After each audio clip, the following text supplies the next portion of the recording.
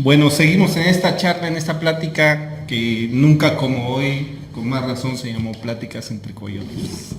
Bueno, recibimos muchas sugerencias, preguntas y hay una colaboración ahí, no recuerdo ahorita el nombre, se me escapó en mis escritos, de una persona que nos pedía para una tarea una situación que es bastante escabrosa, que es la Virgen de Guadalupe, las apariciones y el por qué dicen que la Virgen de Guadalupe es Tonantzin. Entonces, para entender esta compleja idea, porque es muy extensa, incluso estamos pensando hacer una segunda parte, pero no nos va a dar tiempo, vamos a hablar primero de la historia de Tonantzin, la historia de Coatlicue. Bueno, Coatlicue es uno de los dioses mayores. Exacto. Es la encargada de poblar el cielo. Ella tiene la misión junto con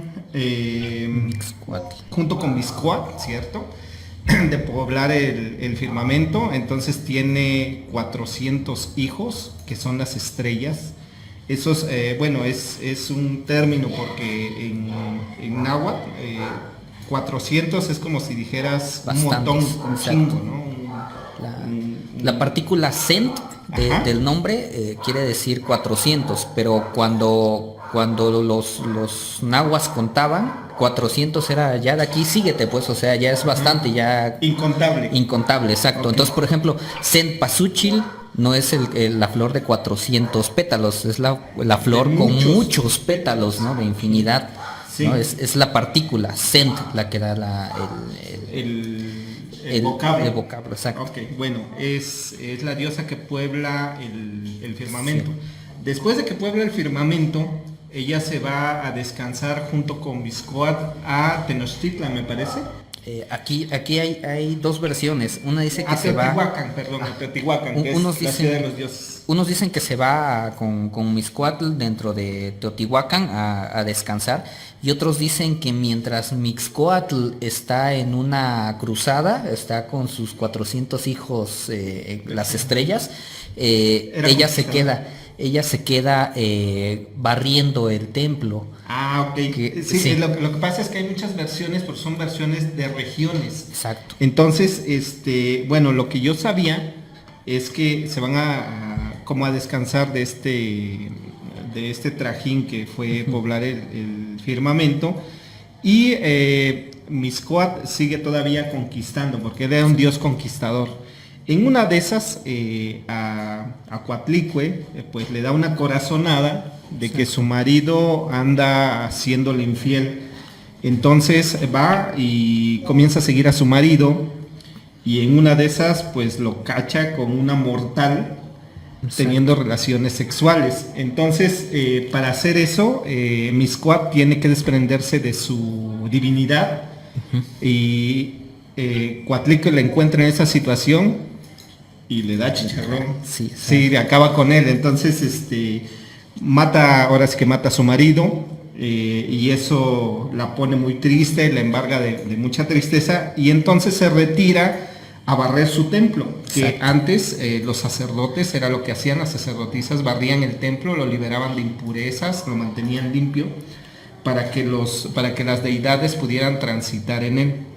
Entonces, haciendo este tipo de menesteres, un día llega un colibrí, y ese colibrí le deja un plumón turquesa, dice, ¿no? Sí, así dice la leyenda. Una voluta de plumas, ¿no? Ajá. Y entonces le parece muy hermoso y lo guarda en su regazo, dice la leyenda. Su ceñidor. En su ceñidor, exactamente. Entonces, en la noche, cuando quiere volver a ver el plumón, va a buscarlo y ya no está. Y se da cuenta que está embarazada. Exacto. Y esa situación tiene una similitud con la... Lo he escuchado. Sí, porque ella queda embarazada sin relaciones sexuales. Exacto. Y es una similitud con María, que es lo que nosotros hablamos, y lo que es truculento tratar, pero simple y sencillamente es una similitud. Bueno, ahora bien, no era la primera concepción virginal dentro del panteón azteca, sí, o sea, claro. Quetzalcóatl Sí. había sido engendrado como hombre igual por una concepción virginal, se dice, exacto, sí. y de hecho era hermana de Coatlicue, era Sí, Chimalma, la otra de las diosas. Ella era la hija pequeña, ¿no? Exacto, Sí. Coatlicue era la más chica de las tres diosas Así que es. tuvieron el dios de la tierra y la diosa de la tierra, ¿no? Que representaban la fertilidad. Por ejemplo, su hija mayor fue la que engendró a los gemelos Xochipilli y Xochiquetzal, que eran los dioses del amor, los dioses gemelos sí, del cierto, amor. sí, tienes razón. Exacto. Entonces, no era algo nuevo para nosotros una concepción virginal. Sí. Sin embargo, la correcto. similitud es lo que es. Eso daba curioso. como la certeza de que había una divinidad detrás de ese embarazo. El Exacto. hecho de que sin haber un contacto sexual pudiese quedar embarazada. Ahora, era la diosa de la vida y de la muerte. Claro. Es decir, tenía una dualidad dentro de su ser que era muy característica de los pueblos precolombinos. Claro, ¿no? claro. Esta dualidad no solamente era con un solo dios, o sea, tenían el mismo nombre para dioses diferentes que hablaban acerca de lo mismo, como Claro. Coyolxauhqui y Mestli. Sí. Y Mestli, que antes era Texistecatl, que era el dios de la soberbia, que es de cuando se creó el cuarto sol, el cuarto sol. Sí. Ya hablaremos en Sí, otro punto de eso. Si estamos gustas. divagando, pero Sí. estamos en Coatlicue. Bueno, la cuestión es que Coatlicue queda embarazada y entonces a ella le llega la alegría porque, como decimos, esta situación tiene que ver con situaciones superiores de los dioses. Entonces ella queda muy contenta y va a contarle a sus hijos, a sus 400 hijos, pues la buena nueva, ¿no? Y en esas circunstancias, lejos de que se alegraran, pues pasa todo lo contrario. Exacto. Entre ellos, su hija mayor, su primogénita, que es Coyolxauhqui, la diosa de la luna, Exacto. ¿no? Que la acusa de haber sido adúltera. Exacto, estaba barriendo el templo y tomemos en cuenta que barrer antes era hacer penitencia, era como ser, dedicarse totalmente al templo Sí. y a los dioses. Entonces, como una monja, no podía existir este punto de quedar embarazada porque era... Bueno, sí, Pero esa es otra historia de Sí, terror que... Sí, que se hablaremos entiende después. la situación, pero sí, tienes razón. Entonces, se supone que ella debería de estar en una situación pura, etcétera, y ese es el enojo que tiene Coyolxauhqui Coyolxauhqui, y todos sus hermanos. los 400 Así es. hermanos Entonces, que tenía. Coatlicue se regresa triste al templo, y entonces, como siempre hay un chismoso, Claro. uno de sus hijos va y va a ver a Coatlicue, su mamá, y le dice: oye, tus hijos se están rebelando, se están poniendo sus trajes de batalla Y vienen para y acá. vienen por ti. Exacto. Entonces, Coatlicue se queda muy asustada, consternada, dice la leyenda, y ella está esperando nada más el fatídico momento en que lleguen los 400 hijos, enfrente Coyolxauhqui. Y pues antes la guerra pues era una cosa seria, o sea, no podías, me voy a la guerra y ya te vas, no, hay que hacer rituales, Exacto. hay que hacer ¿cómo se llama? Maquillaje facial, sí. sangrías y todo ese tipo de cosas, ¿no? Entonces hay una cierta preparación y se arma ese ejército y van hacia, ¿cómo se llama? El cerro de la serpiente. El Tepecuatl. El Tepecuatl, El ok. cerro de la serpiente. Ahí es donde habita Coatlicue, y entonces ya llegando a las faldas del cerro, este contingente le habla a su hijo Nonato, Exacto. que todavía está dentro de su vientre, y le dice: no te preocupes, yo voy a sacar cara por ti y te voy a defender.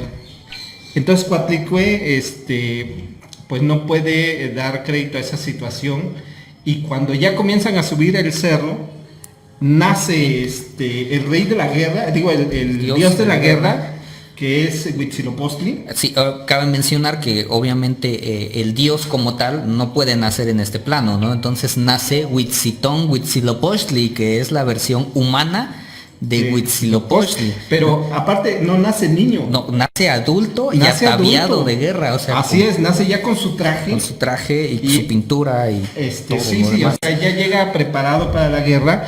Y a mí hay dos versiones. La primera dice que nace con arma y la segunda dice que de una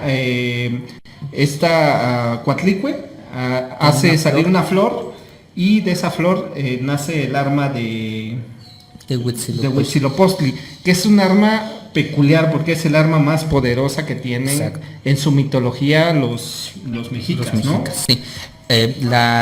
El arma que utiliza La Huitzilopochtli, Cihuacóatl. la Cihuacóatl, Cihuacóatl. la serpiente de fuego, como se le dice. Sí, así es. Mira, hay algo muy curioso, en su nombre La Cihuacóatl. serpiente de turquesa también. Exacto, Sí, era la serpiente de turquesa porque en realidad representaba un trueno, un rayo, pero también representaba la hierba. Era un grifo bastante complejo. De hecho, si ustedes ven la representación de Huitzilopochtli, tiene en su mano, digo, el atal, que era el arma que era la Xuicóatl, y en la cola tiene el glifo de la hierba, que es el mismo glifo que usaban los señores En la frente. dentro de su frente, porque quería decir que venían como del advenimiento de los dioses. No, y venían aparte es la conexión. Exacto. Es el poder que te da la conexión del cielo y de la tierra. Exacto, Que exacto. eso va a rebotar ahorita que veamos a la Virgen de Guadalupe. Pero vamos, la cuestión es que esta arma es un arma muy mítica,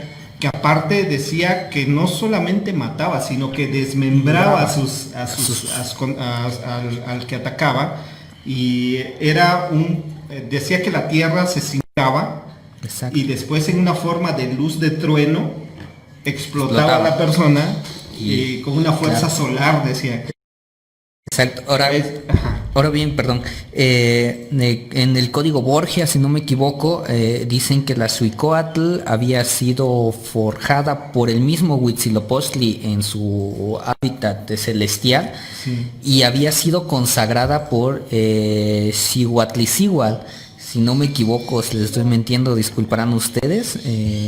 Este era el dios del fuego, era el dios de los días. Entonces era un arma totalmente solar, sí. que se le dio desde el cielo, ¿no? O sea, era... Perdón, voy a abrir un paréntesis. El por qué tiene que ver esto o por qué los oaxaqueños saben de estas cosas, bueno, tiene que ver también con Cortés. Y la cuestión es que Cortés iba siguiendo esta arma. Cuando llegó y se dio y comenzó a conocer todo ese tipo de cosas, porque los mexicas realmente creían que esta arma era física y que se guardaba en el cerro de la serpiente, que todos, o la mayoría de los arqueólogos coincide que está en el templo mayor de Teotihuacán. Entonces, por eso quería Cortés quedarse en el centro del país, pero políticamente pues lo mandaron para Oaxaca. La cuestión es, y a donde los quiero llevar, es que la libreta de Cortés habla de la Cihuacóatl. Sí, exacto. Bueno, entonces nos quedamos en que nace Huitzilopochtli, bien ataviado con Su traje de guerra. Su traje de guerra y su arma, y entonces se enfrenta a sus hermanos, y dice la leyenda que va abriéndose paso hasta llegar a la cabecilla de la cabecilla, rebelión, que sí. es su hermana Coyolxauhstli, y la despedaza. La desmiembra. De hecho, en el glifo de Coyolxauhstli, de la luna, están los miembros alrededor, Sí. porque es una luna ya muerta. Sí. Es una luna Despedazada. exactamente. Y bueno, vamos, tiene que ver también con esta simbología de las fases de la luna, Exacto. y también tiene que ver con aquel monolito que encontraron precisamente en la entrada del templo mayor, que es redondo y que es la Coyolxauhstli desmembrada. Bueno, pues hasta ahí vamos en esta historia de Coatlicue. Entonces, cuando eso sucede, pues ya ven que la cabecilla de la rebelión queda neutralizada y todos sus hermanos pues, se rinden ante Huitzilopochtli. Y de esa manera comienza el orden celestial, o ¿cómo se podría decir? Mitológico de los mexicas. Ahora, todo esto, ¿por qué es importante saberlo? Porque todos estos símbolos están presentes en la Virgen de Guadalupe. ¿Por qué?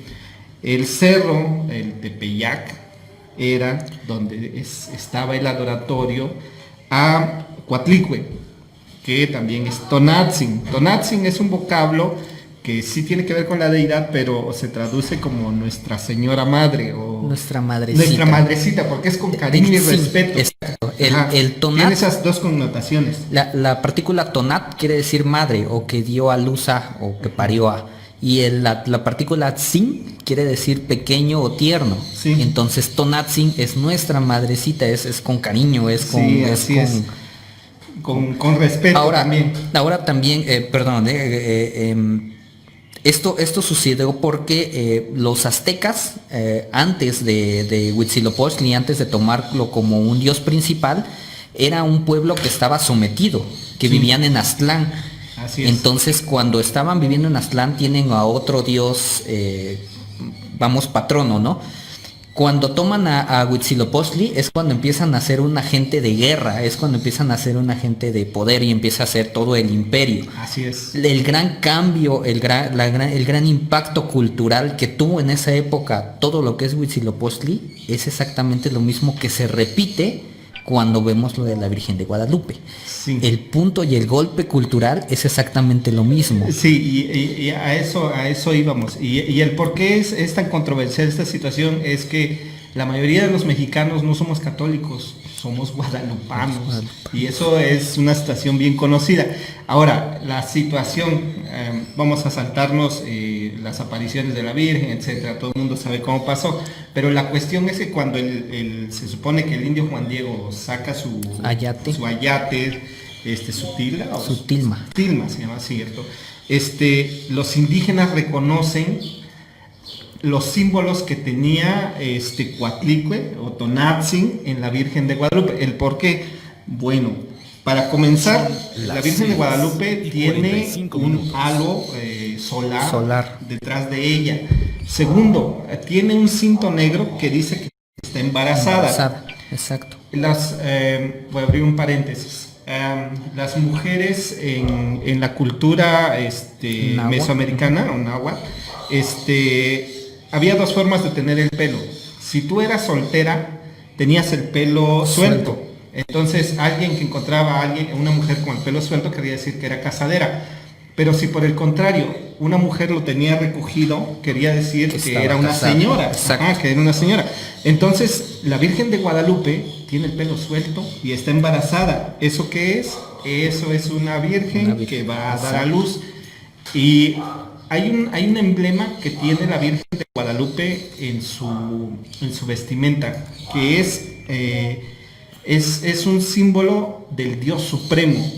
Que es Ometeotl. Ometeotl, cierto. Ometeotl está representado por una flor blanco y negro. Así es, que es la esencia de la creación.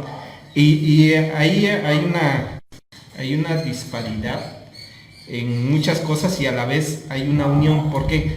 Porque yo cuando platicaba con los viejos, con los de hueso colorado aquí de Jojo, me decían, y es que los españoles creían que nosotros éramos politeístas, y eso no es cierto. No es así.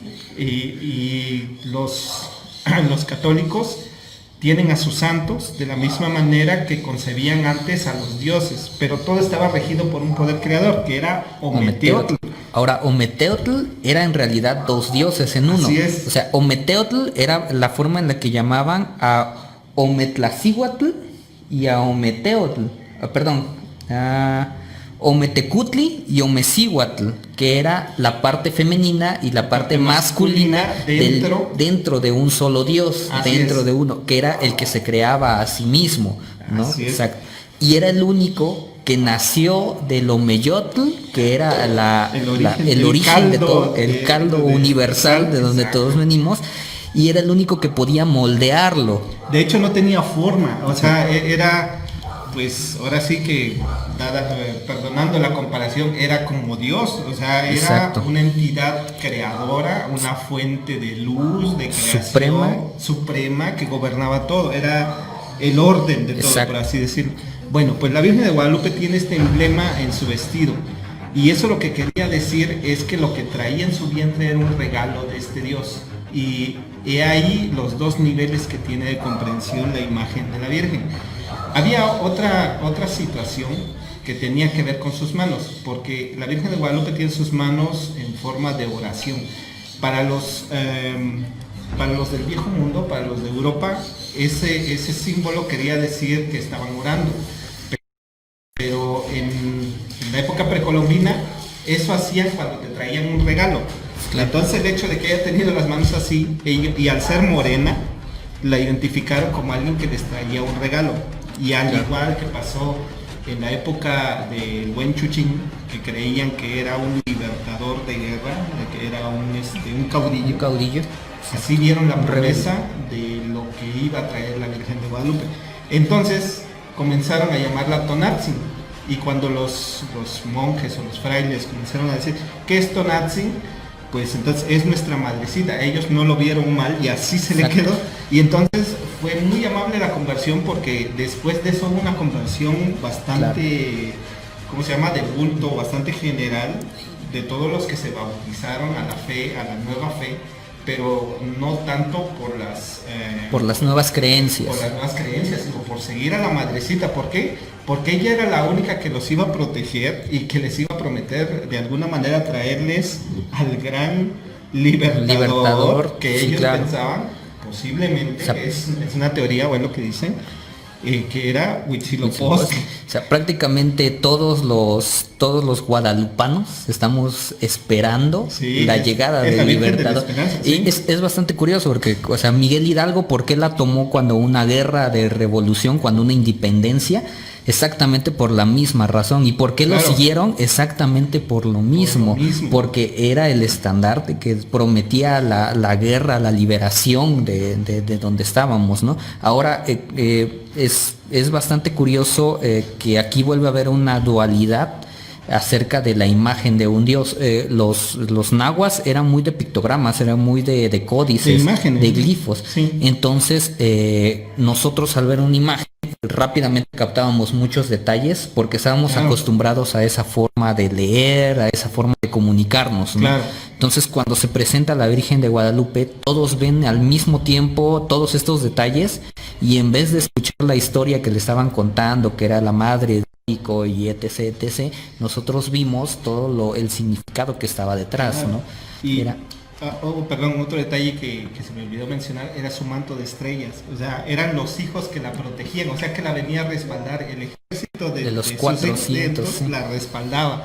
Entonces sí, era un mensaje bastante poderoso y fue una cuestión bastante brutal, porque aparte la forma de la cruz no era nueva para los indígenas.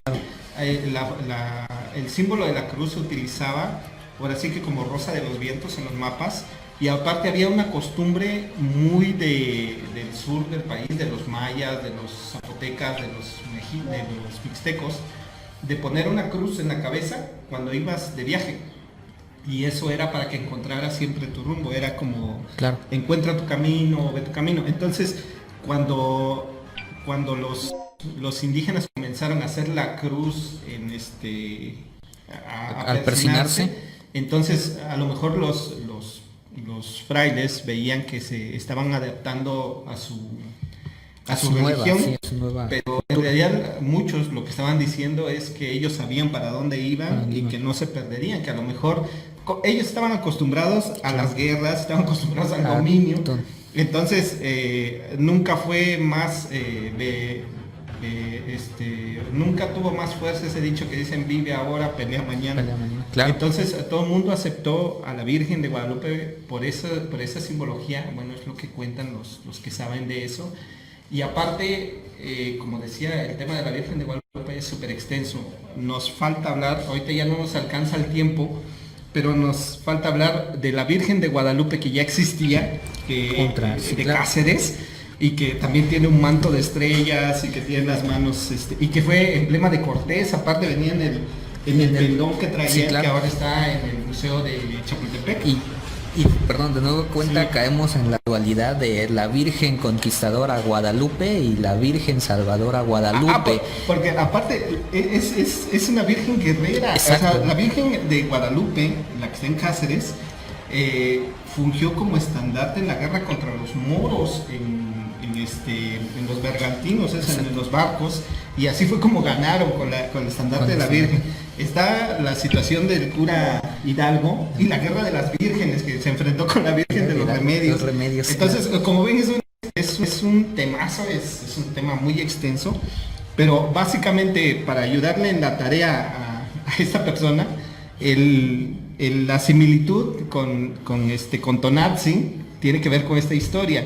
Checa la historia, investígala, hay muchos documentales en internet, hay mucha historia y te aseguro que te va a atrapar porque es muy apasionante.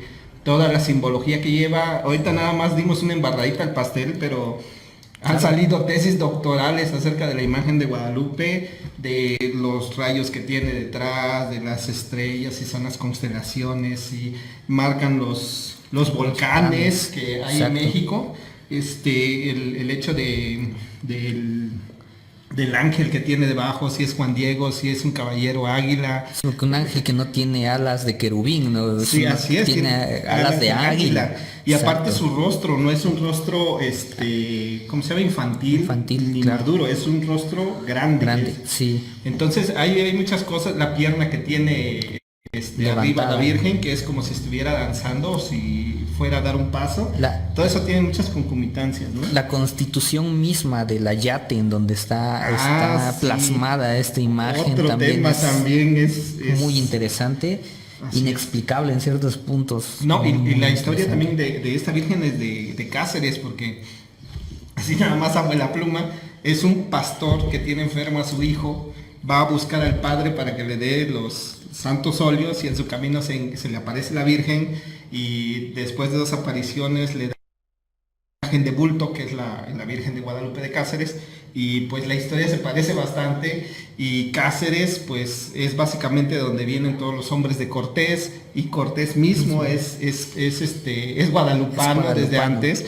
Y de hecho cuando regresa a la Nueva España, el primer lugar donde va a visitar es a la Virgen de Guadalupe a dejar una ofrenda.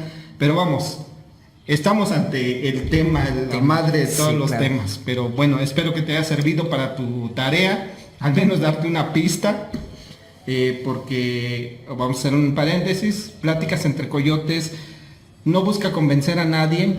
Si en el trayecto de que nos escuchas, nos acompañas, sales culturizado o sales aprendiendo un poquito más, es un mero accidente. Pláticas entre Coyotes está diseñado para una plática entre amigos y para que nazca en ti la curiosidad de investigar tu propia verdad. Esto lo dejamos muy en claro, y pues lamentablemente el tiempo es un verdugo cuando uno se la pasa bien. Y pues estamos llegando al final de la transmisión. ¿Algo que quieras agregar? Muy agradecido por la invitación, espero me sigan leyendo, espero haya contestado todas sus preguntas. Y esperamos tenerte también por aquí. Claro que sí, cuando gusten. Futuros programas. Iba a venir también un compañero que, pues yo supongo se le hizo tarde o se les atravesó algo, pero vamos, Pláticas entre Coyotes es una reunión de amigos para hablar de cosas interesantes. Yo les agradezco mucho su atención, la amabilidad que tienen al escucharnos, a quedarse hasta estas 2 horas de transmisión que tuvimos, y muy agradecido con los comentarios. Una disculpa, no podemos leer los mensajes en tiempo real, pero en el siguiente programa abordaremos sus preguntas. Si tienen alguna pregunta, nuestras redes están a su disposición. Ya desarrollaremos los temas, los que no pues los investigaremos. Quedaron muchos temas pendientes de las preguntas. Está la cofradía de Porfirio Díaz, de por qué se transformaron en el apellido Díaz Leal, el riego de Cerro de Monte Albán, que por eso se llama Jojocotlán, dicen algunas vertientes de investigadores, los acueductos de Monte Albán, el azul de la Virgen, que es el Chahuistec, y si podría ser un remedio a la pandemia. Bueno, todo eso y más quedó en el tintero, así que no se pierdan nuestro próximo programa. No sabemos cuándo, pero en la medida de lo posible aquí estaremos, y de cualquier manera en nuestro canal de Facebook, de nuestro canal de YouTube, Subimos tiempo después ya pláticas entre coyotes con notas de los vocablos que no podemos pronunciar o de los datos que se nos olvidan. Ya saldrá aquí una leyenda que explicará esa situación. Bueno, nos despedimos, muy agradecidos, muy buenas tardes.